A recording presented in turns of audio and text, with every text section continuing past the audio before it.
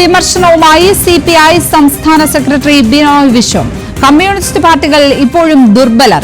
വടക്കേ ഇന്ത്യയിൽ സ്വാധീനം വർദ്ധിപ്പിക്കാൻ കഴിയാത്തത് വലിയ പോരായ്മയെന്നും ബിനോയ് വിശ്വം.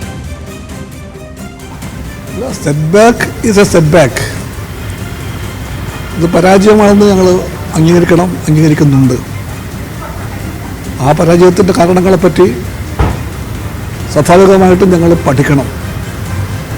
ആ പഠനത്തിൽ ഞങ്ങൾ കമ്മ്യൂണിസ്റ്റുകളായതുകൊണ്ട് തന്നെ സ്വയം വിമർശനത്തിൻ്റെ ആവശ്യകത കൂടുതലുണ്ട്. അത് ഞങ്ങൾ ചെയ്യും. അങ്ങനെ ചെയ്താലേ ഞങ്ങൾ കമ്മ്യൂണിസ്റ്റുകാരാകൂ. ഞങ്ങൾക്ക് നല്ല ഉറപ്പുണ്ട്. ഞങ്ങൾ നിലവിളിക്കാൻ പോകുന്നില്ല, ഞങ്ങൾ കരയില്ല. പക്ഷെ ഞങ്ങൾ നിറഞ്ഞ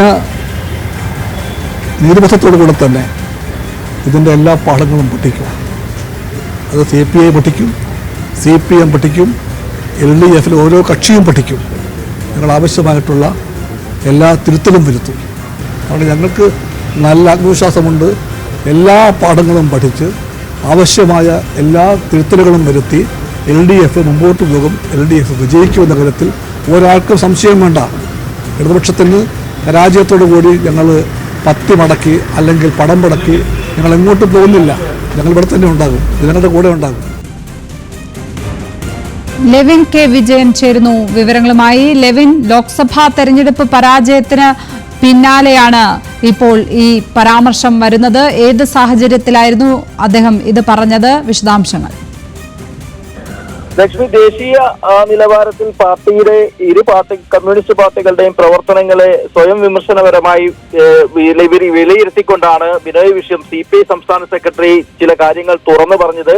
തൃശൂരിൽ നടന്ന EMS പ്രതിദിനം ദേശീയ പരിപാടിയിൽ CPM ജനറൽ സെക്രട്ടറി സീതാറാം യെച്ചൂരിയും CPMന്റെ പോളിറ്റ് ബ്യൂറോ അംഗങ്ങളായിട്ടുള്ള MA ബേബി അടക്കമുള്ള നേതാക്കളും പങ്കെടുത്തുകൊണ്ടിരിക്കുന്ന ഒരു യോഗത്തിലാണ് ഇത്തരത്തിലുള്ള ഒരു സ്വയം വിമർശനം ബിനോയ് വിശ്വം തുറന്ന് മുന്നോട്ട് വയ്ക്കുന്നത്.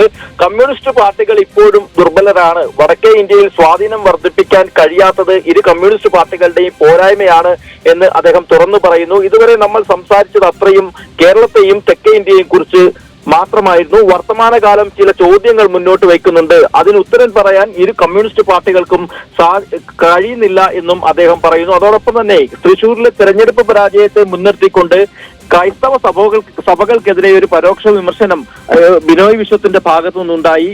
കൂടെ നിൽക്കുമെന്ന് കരുതിയ ഒരു സമൂഹം സഹായിച്ചില്ല. BJPക്കാരന്റെ വിജയം നിസ്സാരമായി കാണേണ്ടതല്ല. BJPയുടെ വിജയം ആഴത്തിലുള്ള പരിശോധനകൾക്ക് വിധേയമാക്കണം. അത്തരം പരിശോധനകൾ തെറ്റുതിരുത്താനുള്ളതാവണം.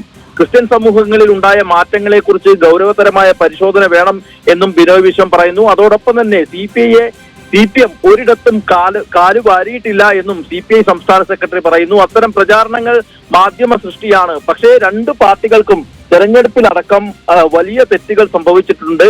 തെറ്റുകൾ തിരുത്താൻ CPIയും CPMും തയ്യാറാവണം.